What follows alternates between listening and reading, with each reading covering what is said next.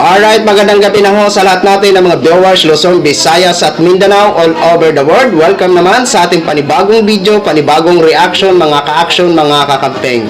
Okay, pag-usapan lang ho natin ito si Ate Girl, na kung saan ipuring-puriho siya kay dating Pangulong Duterte. Sabi niya, ikumpara daw natin si dating Pangulong Duterte at si Pangulong Bongbong Marcos. Pero bago ako magbigay ng aking sariling reaction or opinion, panoorin po muna natin si Ate Girl. Panahon ni Presidente Duterte noon, pag nalaman ng isang opisyal corrupt, may ginawa na kababalaghan, tanggal ka agad. Alam mo kung bakit? Dahil si Presidente Duterte ay hindi siya corrupt. Diba? Nalinis lahat ng dapat linisin. Pero ngayon, i-compare natin. Walang takot ang mga magnanakaw. Walang takot na manguha ng pera sa kaman ng bayan. Because of what?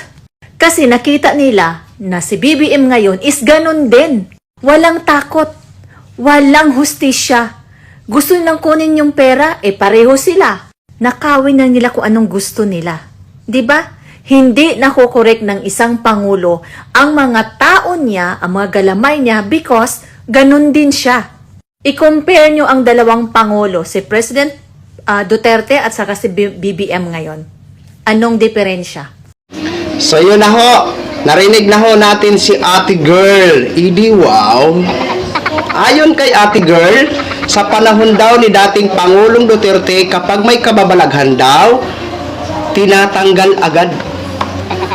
At hindi daw corrupt si dating Pangulong Duterte. At nililinis agad daw ni dating Pangulong Duterte.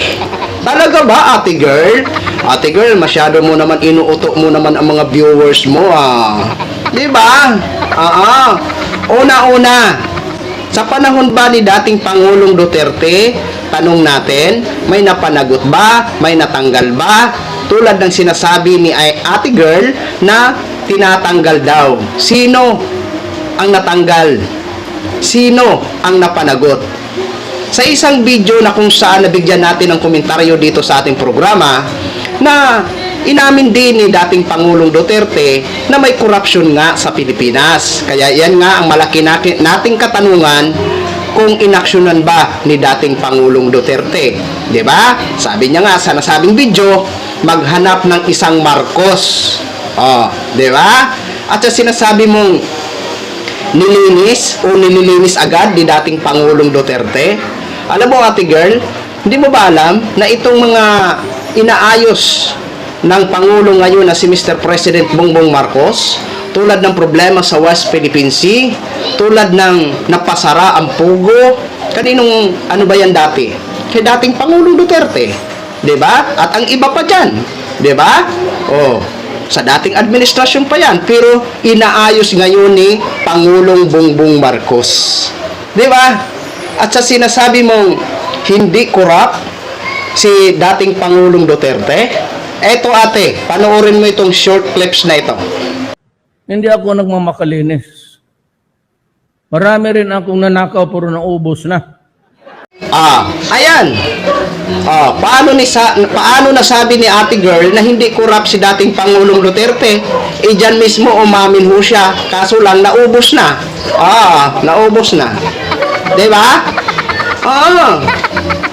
Diyan pa lang, aminado na ngayon, paano mo nasabi, Ate Girl? Diba? Na hindi corrupt si dating Pangulong Duterte. Baka sabihin mo naman, AI. Hindi po yan AI. Diba? Kasi sa isang press briefing ay nabanggit din ni Jose Clear Castro na umamin nga si dating Pangulong Duterte. 'Di ba? Yun naman ang mga yun naman yung mga mindset ng ating mga kababayan ng mga DDS, 'di ba? Kapag hindi sa kanila sang-ayon, sasabihin fake news tayo. 'Di ba? Ngayon, kung tinatanong mo kung gusto niyo makuha ang panig namin, ang pagkumpara kay Pangulong Bongbong Marcos at kay dating Pangulong Duterte, abay di hamak naman na mas nakakabilib or nakakahanga si Pangulong PBBM.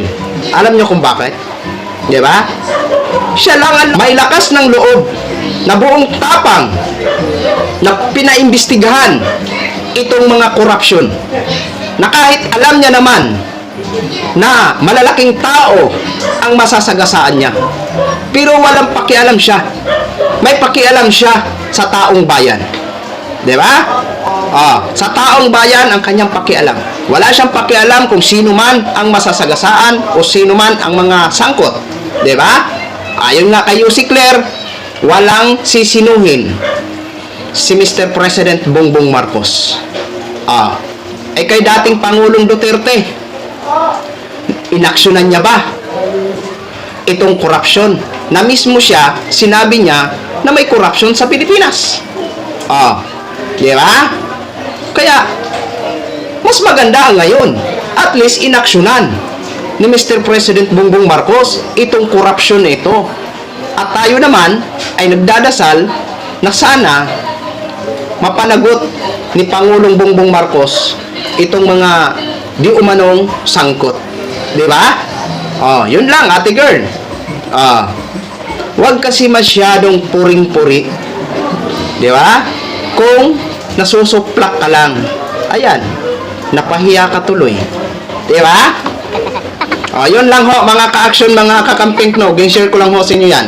Maraming salamat po sa ating mga viewers, Luzon, Visayas at Mindanao, all over the world. Ako po, ang inyong likod, si The Action Man. Good evening, everyone.